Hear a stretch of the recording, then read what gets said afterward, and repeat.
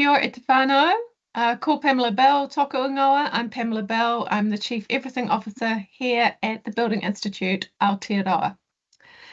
You've joined us today for Industry Insights, and we're very lucky to have a couple of guests with us, a John and a JD, just not to confuse the two Jonathons we have with us today, and we're going to be talking about the future of digital first. It looks like building information modelling, artificial intelligence or AI, digital collaboration, and we're going to talk really meaningfully about how to put things in action.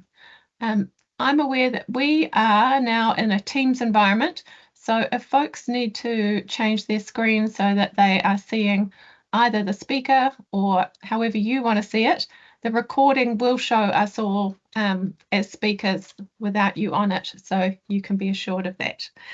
Right, so first of all, let's do some introductions.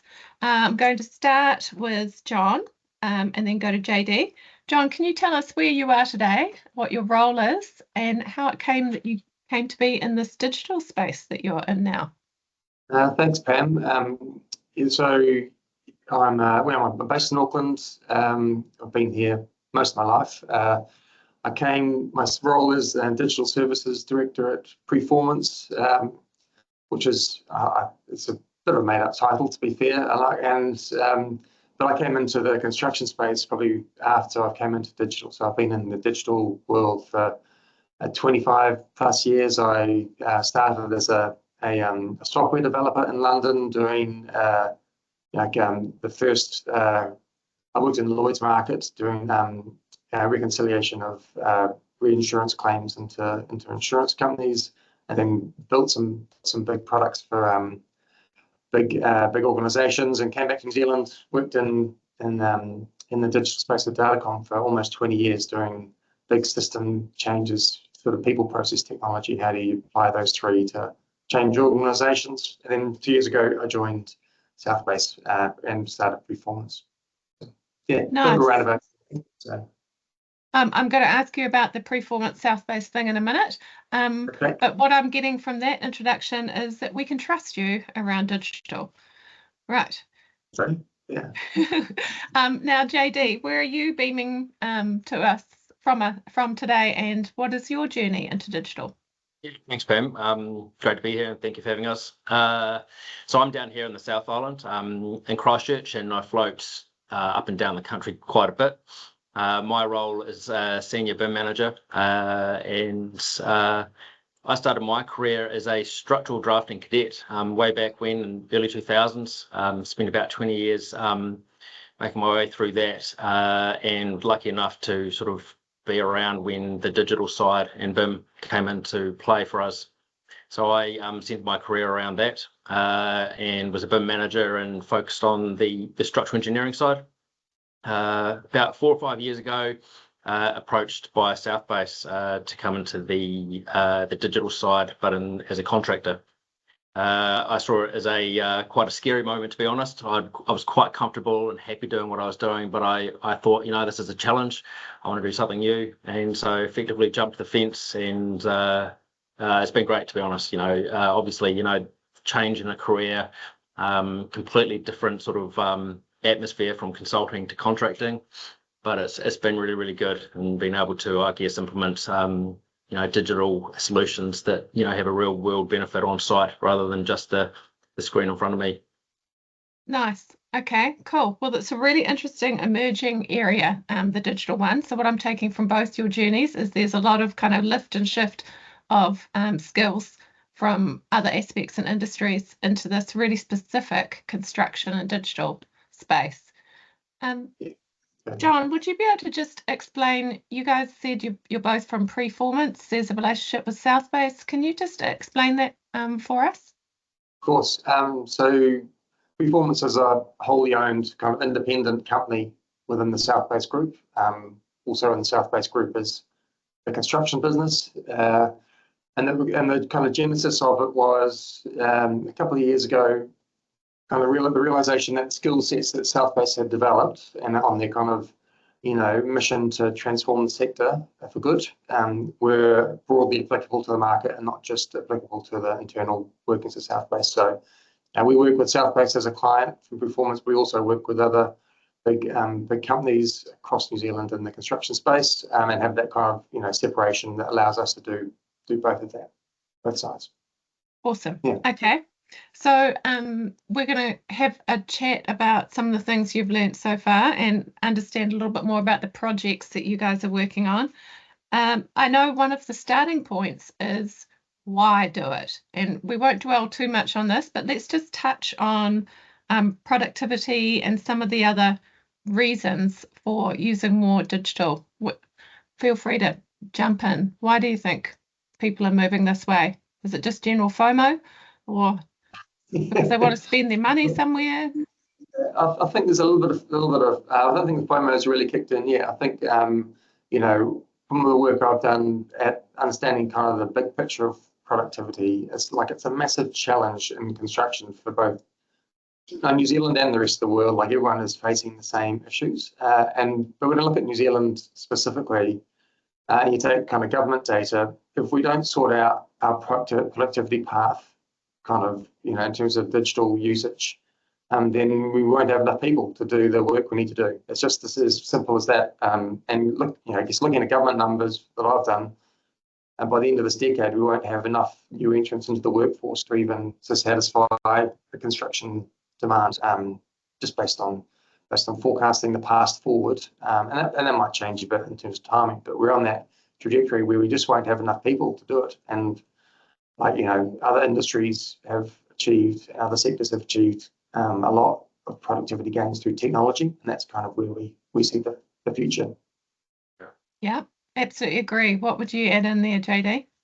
I'd say, I guess the digital side of things, it allows us to get the information to the right people at the right time, and that enhances productivity.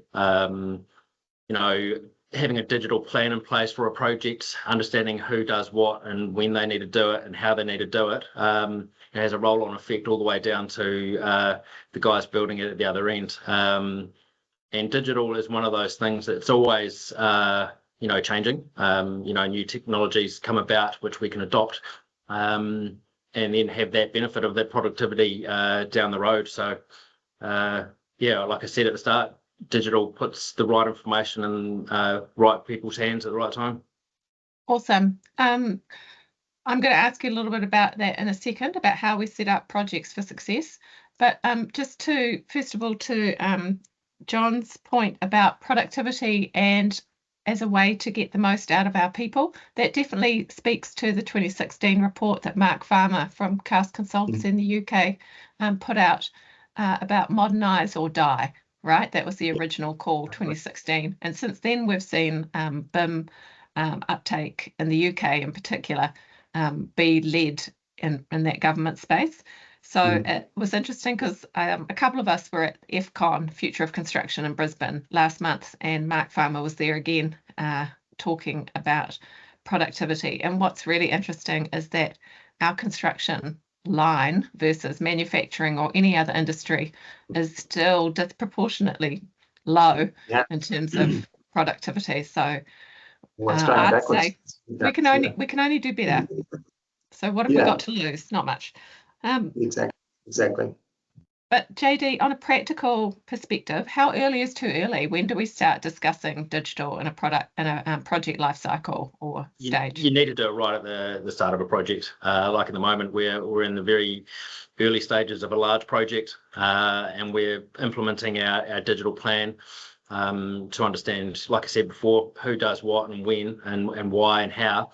It's incredibly important, and it front foots you so that you're not slowing down at the other end as well. So having a good digital plan in place at the start, makes things a lot easier. Awesome.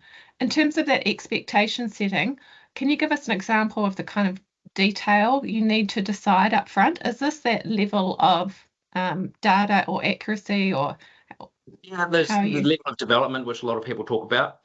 That's part of the digital plan that is put in place.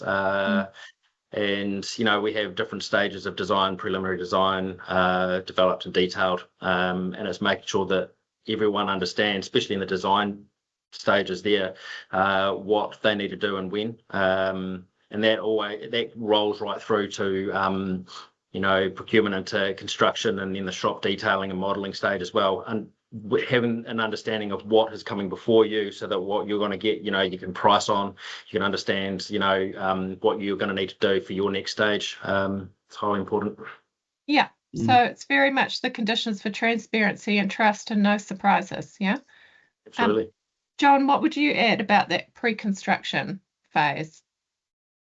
I think in that pre-construction phase, they're considering the whole life cycle of the building. Like, we talked in the conversation yesterday with asset managers, and they want us to be thinking about the data that goes into the design for the life cycle of the building. So, and that's about the choices they make around the material and the equipment that goes into a construction project. So I think that pre-construction is probably, it's probably a misnomer. Like, you kind of the pre-life cycle of the building, like, you're not thinking about it just for construction, it's thinking about it for the whole of the life cycle, and that's, that has a data implication as well.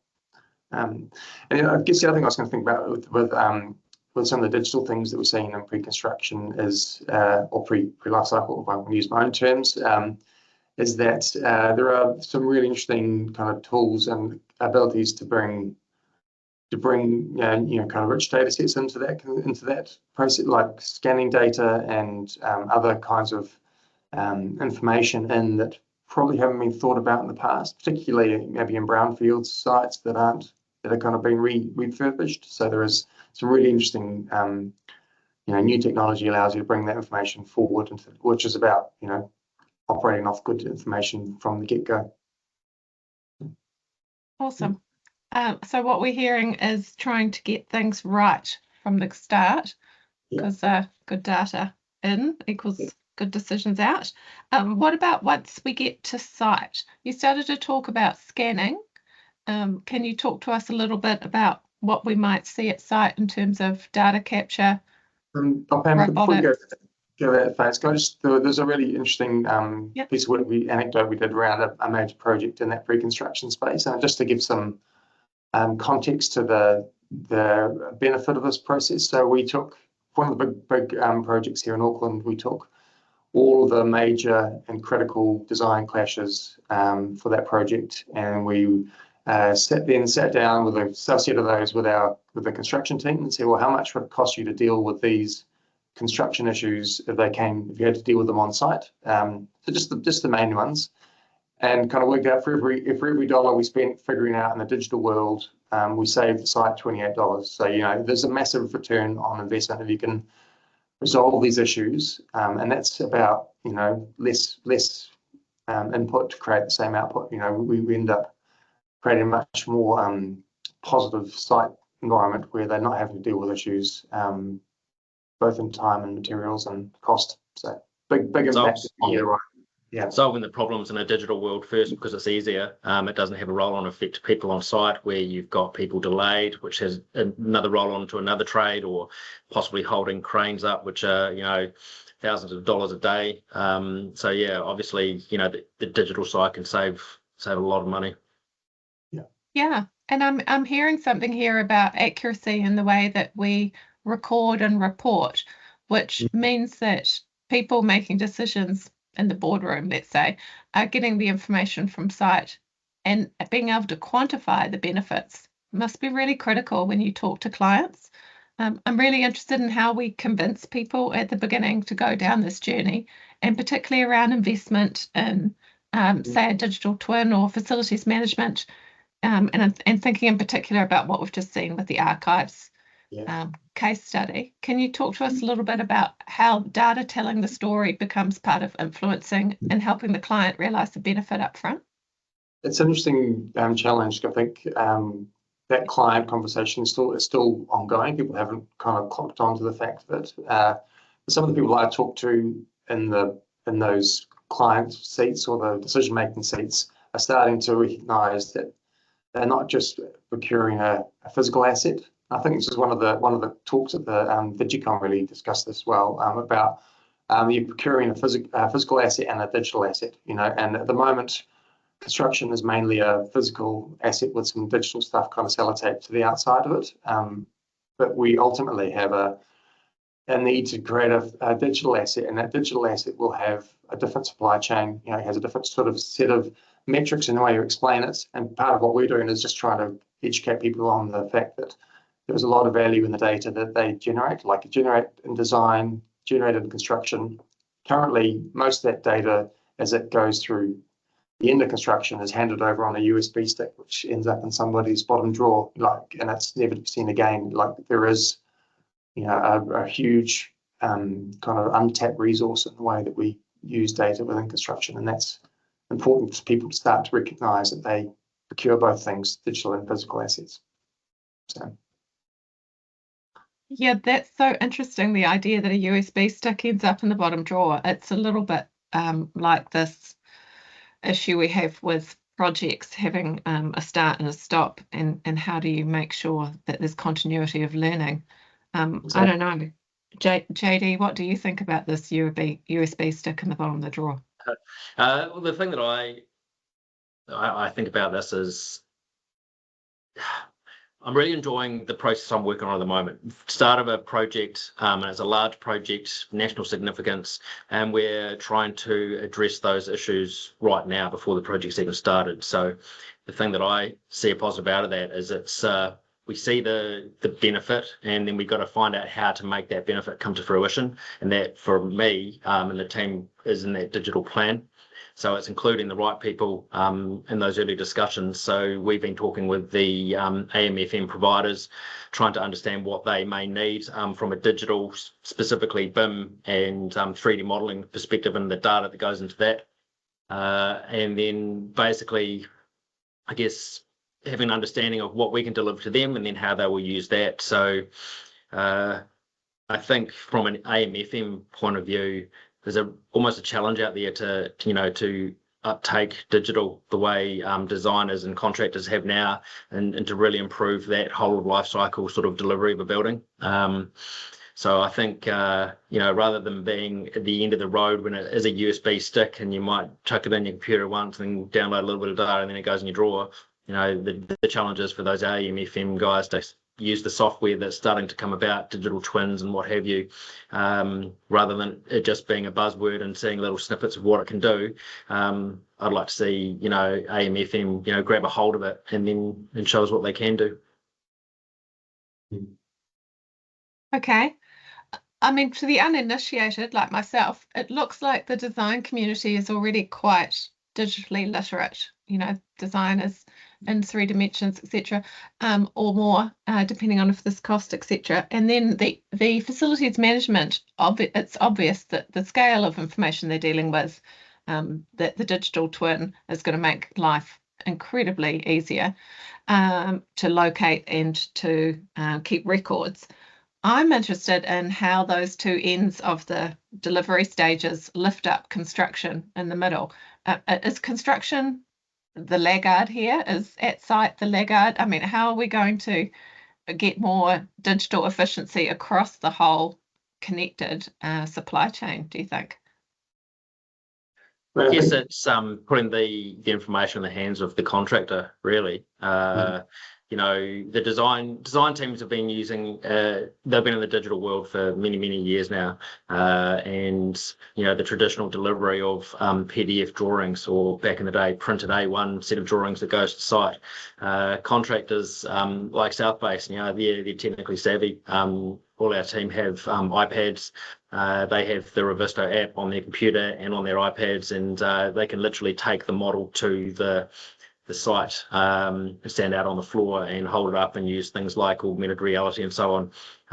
And like I said at the start, is putting that information, the correct up-to-date information, in their hands so they can make decisions based upon what they're seeing on site.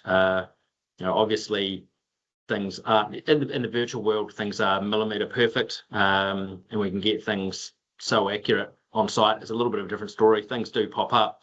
So if a subcontractor might have built something in the wrong place or what have you, having that information in front of them, they can make a decision about what the roll-on effect might be, if that's cost, if that's pushing that to another trade or what have you in regards to the problem, or do you fix the problem and move what's been put in the wrong place. These decisions are made a lot more easily when they have the right information in front. Nice. I hadn't thought about that. I'd thought about augmented reality and clash detection and saving remedial, but what you're saying is you can also use the technology to almost prototype different scenarios or problem solve a way forward. Yeah, absolutely. Like the clash detecting and all of that sort of stuff, we want to front end that in the pre-construction sort of stage. So throughout design and then in that shop drawing modelling coordination phase, generally what happens is we get the design intent models and documents from the designers. Then there's that phase of coordination where we're basically making our design intent models and drawings to construction ready. So, in a perfect world, zero clashes. And then on site, things don't always go to plan. Someone might put something in the wrong place. You can't avoid that. Human error, does happen. And a good example of that, we utilised the AR app on the Revisto platform, and we could see that a duct was in the wrong place compared to what the next installed piece was going to be. And instead of it being a problem when the guy went to install it, we could preempt that and try to figure out what's the best approach to mitigate that risk. So, yeah, it's the right information in the hands. Nice. John, you were going to say something? Yeah, I was going to say, like when JD talked about that construction readiness, like there is naturally a gap between what designers can get to and what construction needs to build accurately, and that's just the nature of the industry. And if we can go through that process of getting things accurate from a construction readiness perspective, which includes resolving clashes down to kind of small details, then your options, one of the things that JD's got a good story around about using robotics and being able to take accurate model data and use other methods of labour, effectively. You can use robotics and you can use, and that can help you deliver that project in a much faster, more efficient method. So I think that's I think that's part of the future. Like if you get the model really accurate, then your labour options kind of expand. You don't just have to use people; you can use other tools, and that's going to be a massive growth area, I think, in the construction robotics. So. Yeah, that example of when I used the AR on site and I noticed something was out of place was after actually using a BIM-enabled construction robot, which was the HP site printer, and that takes information from the model, and we used it and we printed some stuff on the floor that needed to then be lasered up to the ceiling. So I knew that what was on the floor was correct because it came from the model. And then when I lasered it up to the ceiling, I could see there was something in the way which shouldn't have been. And that's when I was able to use the AR and verify that, yes, that's in the wrong place.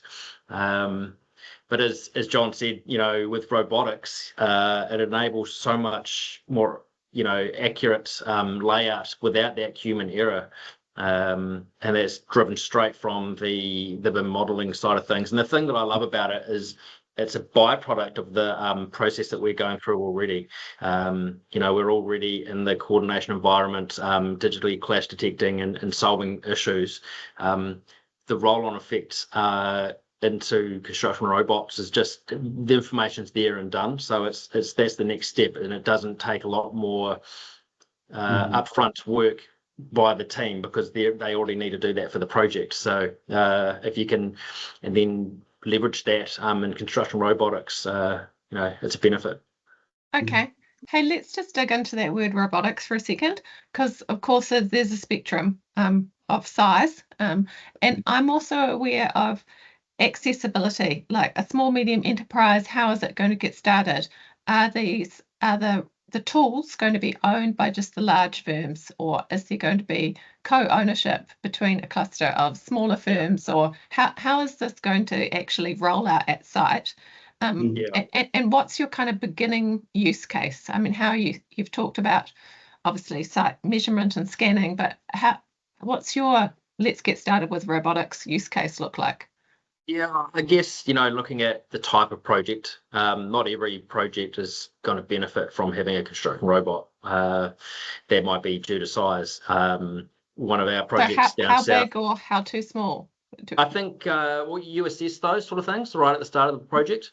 From for us, the construction robotics that we've sort of implemented in the last couple of years, New Zealand first, no one's done it before down here, and we definitely took the Kiwi number 8 wire mentality and made it do more than what it was designed to do. So there was a big learning curve for us on that. But again, I think it comes down to project planning as well. So my point of view is I'd look at a project, look at the size, look at the type of construction. Would it be multi-level? So for a construction robot like the Hilti J-Bot that we used, a multi-level building with a particular concrete floor, that would be very beneficial. But if it was just a single-story building, it just wouldn't have any benefit. Yeah. And what's the function of this robot? Sorry, is it scanning or assembling something? We've used a multitude of different robots so far. So the Hilti J-Bot is one which is a semi-autonomous overhead drilling robot. So we used that on our project down south, which was drilling over 46,000 holes. And that took away basically a big crew of people that would have to go and drill all these holes. It brought that down to one person operating this machine.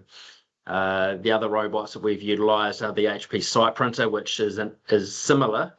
It takes the BIM model and is able to bring that to site and print things on the ground, depending on what that might be, wall layouts or anchor points. It could be anything. We just like to think outside the square. Another robot that we've utilised up north has been the robot dogs. Everyone seems to love the robot dogs. They look, look really, really cool. But it's finding a use case for that, and we've implemented that with the scanning, the reality capture scanning, being able to put a 360 camera on that robot dog, which can then go about and scan each day. Those are the sort of things that we see a real benefit from. Awesome. AJ, do you want to talk about, like, in terms of getting started, the way that we haven't purchased any of those robots. So there are options where you can bring them through the supply chain and work with subcontractors. And in the drilling robot, Hilti, it was the cost was like 2/3 the cost of the manual team, and the time was less, 2/3 the time effort. So it actually was a real gain for the price of the job originally. So it's just about being creative and thinking about how you can apply these robots in the right scenario, because they do have a material benefit on the project. Yeah, definitely. The interesting part about this project was, for us, it was a build-only project. There were a lot of hurdles that we had to jump through to get the design intent to a construction-ready model and documentation. But during the process, we realised that these holes that needed to be drilled, there was so many of them, and the accuracy was going to be such a high accuracy. The opportunity for using this Hilti J-Bot sort of came across my desk, and basically started having some conversations with some people about it, trying to convince my project manager that it could work, and then also the subcontractor, which is going to be really heavily utilising it.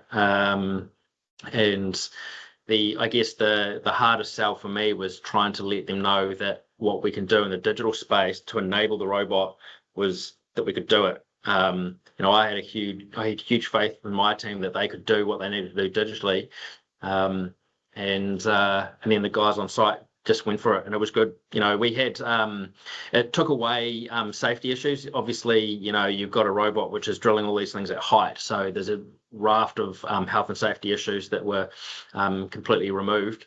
But it doesn't come without complication. There was a point during the project where the arm on the robot malfunctioned, which meant it was out of action for a couple of days.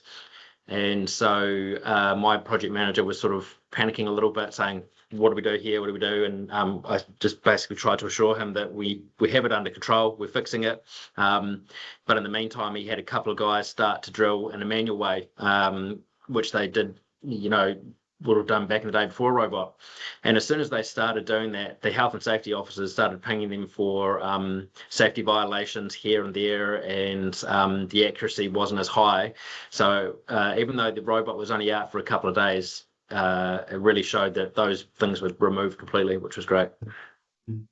Look, I think, you've touched on so many benefits around accuracy, speed, health and safety.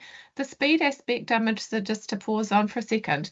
And with my previous hat on around prefabrication, you can wax lyrical around speed and time savings, but unless it's got a flow-on effect or is somehow quantified either through the financials or through the programming, I mean, and you gave a great example of when it broke down.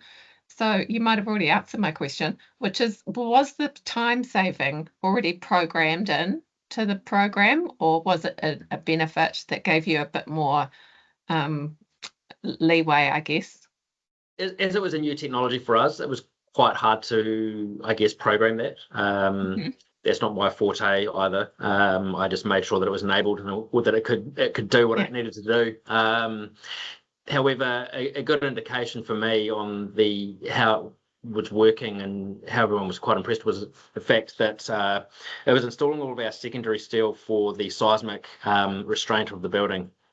However, the individual hangars that, there's thousands of those, the mechanical subcontractor could see what the J-bot was doing and then wanted to jump on the bandwagon as well. And I said, look, can you get it to drill all my anchor points for me? And I said, oh, absolutely. We can do that because we have it in the digital model. That's there all ready to go. We've gone through that hard process of getting that to work. However, on site, we couldn't get it to go into the areas that he wanted to because wasn't programmed in the program, because there are certain things that you need. You need space, you need an area to work in. So in terms of productivity and program, planning it at the start is huge, because if you get in there and it's a messy, well, not a messy site, but a site that's got all the ductwork overhead already and other things, the drilling couldn't go up there and do what it needed to do. There's just not enough space. So definitely programming in all the work that you want to do is paramount, because that's when you'll get the advantage. Yeah, and you've touched on something there, which is kind of the culture or the reaction to people about using more digital technology, and then, of course, how we learn about it, which I'll just circle back to in a minute. John, I'm wondering, is there anything else in those benefits around health and safety or accuracy or speed that you wanted to elaborate on? Yeah, I was just going to say that the subcontractors, when they, one of the things that the robot did anyway was drilled. It also color-coded the hole that it was drilling. And that when people came in to install their fittings, there was no on-site changes needed it was all fit exactly as they had pre-built it. So that prefabrication, when they build it off-site to come and install it, there was no kind of altering it around because the information was accurate. So they ended up being ahead of program in terms of that kind of flow down effect. Like it wasn't just the hole drilling, it was the installation and everything that came afterwards. So yeah, nice. Yeah, the drilling was taken from the BIM model, so that information was there. The fabrication of the steelwork was taken from the BIM model, so they're all talking the same, information. So when it comes to site, it just marries in perfectly. Nice. And going back to that FCON conference in Brisbane, where Mark Farmer from Cast Consultancy in the UK his prediction around robotics is obviously that will have more use, but that will be in separated areas, as opposed to this kind of side-by-side aspect with robots. So I guess it'll be interesting to see how that works, that interaction with humans, going forward.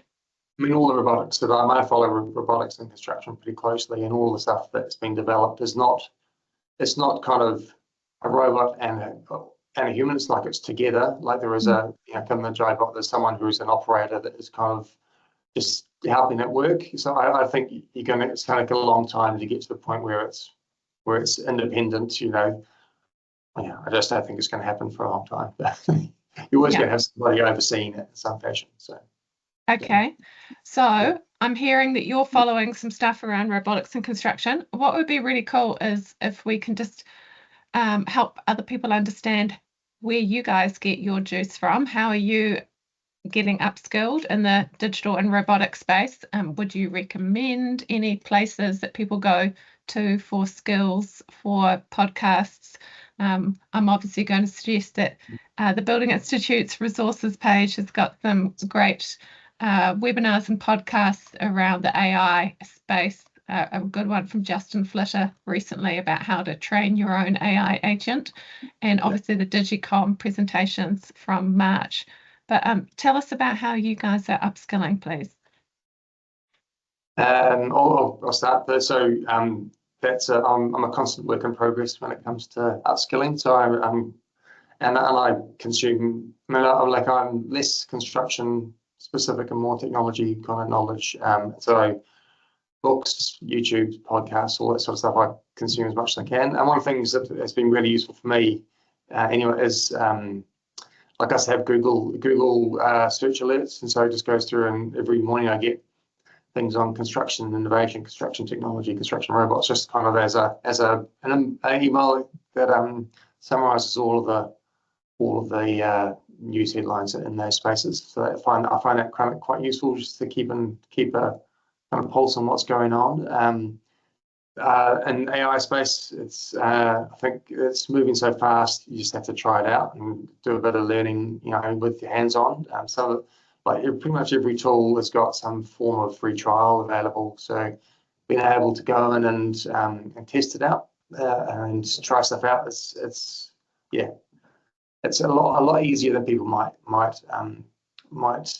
think. Even if you're not technically minded.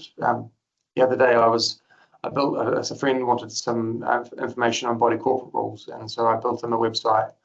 I was sitting on the couch with my cat on my knee, and it was about 15 minutes. It created a full website based on New Zealand body corporate laws. It had a integration to a payment mechanism. If people want to create their own ones, you could integrate into an AI kind of chat body thing, So all that is available just through using text interfaces. I used a site called Replit, which is it's just, again, free trial. Go and give it a go, and you'll learn so much. It's kind of that's how I do it. Use that one as well. Yeah. Replit is good. I tried to build an app the other day with that program, and it's good. It's fun to use as well. You're typing in prompts and seeing it sort of appear in a digital form. It's a lot of fun, and it's also interesting to understand how the AI interprets your prompts. Because you can write something down which sounds fully detailed in your own mind, but the AI might take that in a different way. There's a new term going around called vibe coding, which it's a bit like, sounds like The Castle, for showing my age, that movie. But the vibe, that is just this kind of ability for people who are subject matter experts but don't have any coding ability to just write things down in the way that describe it to a friend over a coffee. Like there's a massive movement. It's going to change the way that people who are not technically, that's not technology is not their thing, but have a huge amount of industry knowledge, will be able to bring that knowledge into a different format, try things out, turn it from idea into reality with a few kind of well-written words. Yeah. Awesome. Yeah, a big part of this AI journey is helping us get really explicit about what our ask is, right? Getting us to refine our prompt, our questions. Yes. With the FCon Australia event, I've been looking a little bit at what's happening in Aussie. There's a podcast called Digital Built Australia, which I've listened to a bit. I think what was interesting going to that physical event, though, in Brisbane, was the pure overwhelm of about 50, 60 digital product software producers, vendors, all on one floor, and not understanding who was selling me a data lake, who was selling me some kind of interoperable foundation, who was trying to sell me an HR app. But it just seemed like there was an overwhelm of products in this space. Yeah. What do you think is the safest way to get started? Should we be off ring fencing something in that HR space, or should we be looking at the whole picture at once? What do you recommend? Yeah, it is overwhelming. I think that's. I think it's just the feature of the industry. Like, when you look at, it was the future construction, so digital was pretty heavily basically, I think any version of a trade hall is going to be fairly heavily digitally weighted, and it is overwhelming. So being understand, like, so what's your ask, what are you trying to solve, who are you trying to solve it for, and I think being pretty cynical about what some technology companies can deliver, that there's often inflated expectations. You kind of get a lot of hype, but not a lot of delivery. So I guess being really clear what you're trying to solve, how do you prove it? Like how would you prove it? And then with a lot of time in technology, technology can do pretty much anything you want it to do. And that's not the problem you're trying to solve. The problem you're trying to solve is adoption, like who is actually going to use it and how they're going to make their day better and faster, and whatever the metrics you choose. So don't think about the technology, think about what you're trying to solve and who your audience is, and that's kind of the best way to get started. We've got quite a digitally savvy construction manager here, project manager, and we've put a tool in his hands, and he's completely, he loves it. Like it's a tool that allows him to combine his the 3D model and the program together so that he can schedule and plan the construction process. And he loves it, but there are people in our organization who would just spit on it and wouldn't have a look at have a bar of it. So you kind of need to pick your right person to work with, and understand what they need to solve. And are these off-the-shelf solutions, or like this one you just told us, is that something that you've developed in-house? Or we mainly we work as a systems integrator, so we try and pick the best things to solve a problem and then stitch them together. The work that we're doing with the one I mentioned is a tool called Spectre, and we work with them pretty closely. But we also bring into that conversation, other data sources, like how much time have different trades spent on site, because it allows you to understand that productivity equation, how much input's gone in to create the output. We also add into that kind of reality capture. So really, reality capture is an amazing field. It's gonna whether it's just 3D cameras or kind of handheld LiDAR scanning. There's a lot of that kind of laser scanning. There's a lot of that kind of reality capture world is going to change the nature of construction pretty quickly. So and it was great to see the Kiwi one, Timescapes, in Australia too. And JD, it'd be good to hear your perspective on how people get started, or where you get your upskilling ideas from. I love a good conference, for me, really. I think, tertiary education is one area which, you can go and learn, but getting to conferences and learning from your peers is huge. Understanding what they're doing and what works and what doesn't work. And often you have to sort of read between the lines a little bit. But I always try and encourage people to do that because, most people in our industry are quite keen to share. So I've attended quite a few conferences recently and presented at them, and it's been great. I guess other areas for the digital side of things, we're pretty lucky in New Zealand. We have what's called the NZ BIM handbook, where the industry has put that together, and those sort of documents are a really good foundation to if you're coming in as a new firm to digital, those sort of foundational documents can really help set up a good base to start from. Look, those are really good points. And I think, although we're talking about the digital, everything in construction is delivered by people currently. So there's always people behind the digital interface. So if you see something, on our Building Institute resources, any of those conference presentations, there's nothing to stop you reaching out to people over LinkedIn and having one of those digital coffees somewhere down the line. And you might also find these two gentlemen on LinkedIn also, so you might receive a little bit of traffic.